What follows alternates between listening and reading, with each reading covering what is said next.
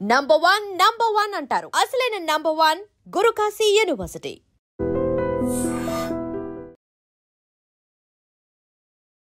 నెల్లూరు జిల్లాలో దారుణం జరిగింది.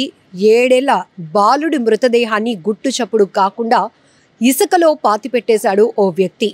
ఈ ఘటన నెల్లూరు జిల్లా అనంతసాగరం మండలం పడమటి కంబంపాడు గ్రామంలో వెలుగు చూసింది. అయితే ఒక్కసారిగా బాలుడు కనిపించకపోవడంతో పోలీసుల వరకు ఫిర్యాదు వెళ్ళింది. అప్పుడు సోమశిల పోలీసులు తమదైన స్టైల్లో విచారణ కొనసాగిస్తూ ఉండగా అసలు ఇసుక అనేటప్పటికీ అంత ఫ్లాట్గా ఉంటుంది, అలాంటిది ఒక చోట దిబ్బగా ఎత్తుగా కనిపించడం, ఇక్కడ అనుమానం రావడంతో మొత్తం కూపీ లాగేటప్పటికి ఆ ట్రాక్టర్ యజమాని ఎవరైతే ఉన్నారో నిన్న ఆ పొరపాటున ఆ బాబుకి ట్రాక్టర్ గుద్దుకొని అక్కడికక్కడే ప్రాణాలు కోల్పోయాడు. అయితే గిరిజన కుటుంబాలు కావటంతో వారికి కొంత డబ్బులు ఇచ్చి మేనేజ్ చేయాలి అనుకున్నాడు. ఈ నేపథ్యంలోనే గుట్టు చప్పుడు కాకుండా ఈ విషయం ఎక్కడ పొక్కకుండా పోలీసులు కంటపడకుండా ఉండేందుకు ఆ 7 ఏళ్ల బాలుడి మృతదేహాన్ని ఇసుకలో పూడ్చిపెట్టేశాడు. సో ఇప్పుడు సోమశిల పోలీసుల విచారణలో ఈ విషయం వెలుగు చూసింది. అసలు ఏం జరిగింది ఘటనకు సంబంధించి పూర్తి డీటెయిల్స్ చూద్దాం. ఆదివారం రాత్రి ధర్మపల్లెమ్మ దేవాలయం సమీపంలో నిద్రిస్తున్న 7 ఏళ్ల బాలుడు నాగరాజును దెయ్యాల ప్రసాద్ అనే వ్యక్తికి చెందినటువంటి ట్రాక్టర్ పొరపాటున తొక్కడంతో ఈ దుర్ఘటన జరిగినట్టుగా పోలీసులు ప్రాథమికంగా నిర్ధారించారు. అయితే ఆ బాలుడు కుటుంబం గిరిజన తెగకు చెందినవారు కావటంతో ఈ విషయాన్ని బయటకు రాకుండా ఉంచేందుకు ఆ కుటుంబ సభ్యులతో బేరసారాలు కుదుర్చుకున్నాడు. ఆ ప్రసాద్ డబ్బు ఆశ చూపించాడు.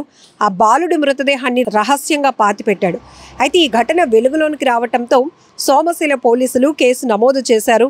సోమవారం ఉదయం అధికారుల సమక్షంలో నాగరాజు మృతదేహాన్ని ఆ ఇసుకలో నుండి బయటికి వెలికితీసి పోస్ట్ మార్టం నిర్వహించారు. అయితే పోస్ట్ మార్టం నివేదిక ఆధారంగా బాలుడు నాగరాజు మృతికి ఖచ్చితమైన కారణాలు, ఈ దుర్ఘటనలో ప్రసాద్ పాత్ర ఏంటి అనే దానిపైన పోలీసులు విచారణ కొనసాగిస్తున్నారు. ఏదేమైనా ఈ ఘటన స్థానికంగా తీవ్ర కలకలం రేపింది. గ్రామస్తులంతా కూడా ఒక్కసారిగా దిగ్భ్రాంతికి గురయ్యారు. పోలీసుల దర్యాప్తులో మరిన్ని వివరాలు తెలిసే అవకాశం ఉంది.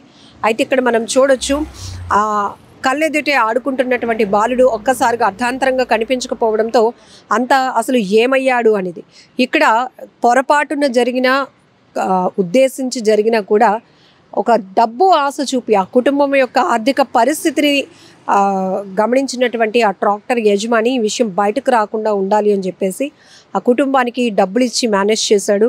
ఆ కుటుంబానికి తెలిసినే ఈ చిన్నారి మృతదేహాన్ని అయితే మాత్రం ఎలాంటి అంత్యక్రియలు అవి జరిపించకుండానే పాతి పెట్టేయాలి అనుకున్నాడు. ఈ విషయం బయటకు పొక్కకుండా ఉండేలాగా ప్లాన్ చేసుకున్నాడు.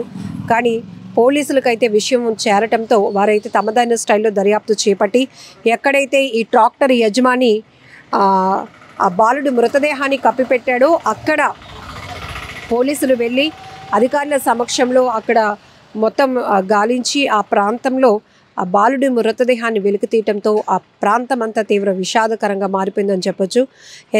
ఇక్కడ మనం 2 కోణాల్లో ఆలోచిస్తే, ఒకటి ప్రమాదవశాత్తు అంటే పొరపాటున జరిగినటువంటి తప్పిదాన్ని కప్పిపుచ్చుకోవాలి అనే ఆలోచన ఒకరిది.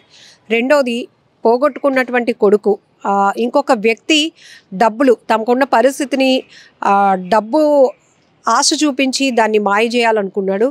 ఈ క్రమంలోనే చనిపోయింది కొడుకు. తనకొక ఎలా చనిపోయినప్పటికీ కూడా మన సాంప్రదాయ ప్రకారం, ఈవెన్ గిరిజన సాంప్రదాయాల్లో కూడా ప్రతిదీ వాళ్ళు చాలా చక్కగా పాటిస్తూ ఉంటారు. అలాంటిది గుట్టు చప్పుడు కాకుండా ఓ వ్యక్తి తమకు డబ్బులు ఇచ్చేశాడని చెప్పేసి ఆ బాలుడు మృతదేహాన్ని, తమ కొడుకు మృతదేహాన్ని పూర్తిగా ఆ వ్యక్తికి అప్పగించేసినటువంటి పరిస్థితి. ఆ ట్రాక్టర్ యజమాని ప్రసాద్ నాగరాజు అనే 7 ఏళ్ల బాలుడి మృతదేహాన్ని తీసుకెళ్లి ఇసుకలో కప్పెట్టేశాడు. అది జనావాసాలు తిరిగేటటువంటి ప్రాంతం. ఎప్పటికైనా ఒకవేళ మనం చూస్తూ ఉంటాం, బీచ్ లాంటి ప్రాంతాల్లో కావచ్చు, మట్టి దెబ్బలు ఉన్న ప్రాంతాల్లో కుక్కలు కానీ ఏవైనా జంతువులు సంచరించినప్పుడు అవి తవ్వి ఆ ఇసుకను తవ్వడం, అలాంటి సమయంలో కొన్ని అస్థి పంజరాలు కూడా బయటపడిన సందర్భాలు కూడా మనం చూసాం.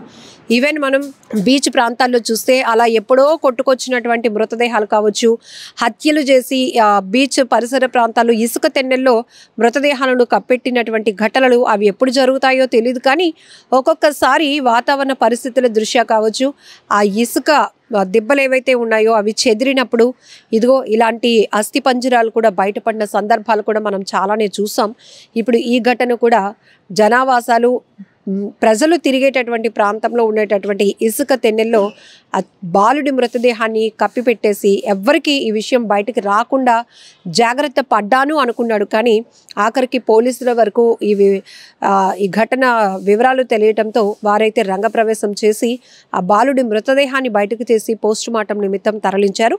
అయితే ఈ ఘటనపై మాత్రం పూర్తి స్థాయి దర్యాప్తు కొనసాగుతుంది. ఇది ఉద్దేశపూర్వకంగా జరిగిందా లేకపోతే ప్రాథమికంగా వారు గుర్తించినట్టుగా అనుకోకుండానే జరిగినటువంటి పొరపాట ప్రమాదమా అనే దానిపై కూడా పోలీసులు ఫోకస్ చేస్తున్నారు. నిజంగా ప్రస్తుతం ఉన్నటువంటి సమాజం దేనికి ప్రయారిటీ ఇస్తుంది? ఆర్థిక సంబంధాల చుట్టూ మాత్రమే తిరుగుతుంది. మళ్ళీ ఎన్నికలంగానే చాలా విరక్తి కలుగుతుంది. మంచి అనిపిస్తుంది కదా, లేడీస్ కూడా ఛాలెంజింగ్ జాబ్స్ చేసినప్పుడు చాలా బాగుంటది. ట్రాఫిక్ అసిస్టెంట్స్ గా నియమించిన ట్రాన్స్జెండర్స్ అందరితో సాల్యూట్ చేయించుకుంటున్నారు. ఫుడ్ డెలివరీ ఇవ్వటానికి వెళ్ళినటువంటి డెలివరీ బాయ్ అనిల్ పై కళ్ళ ముందు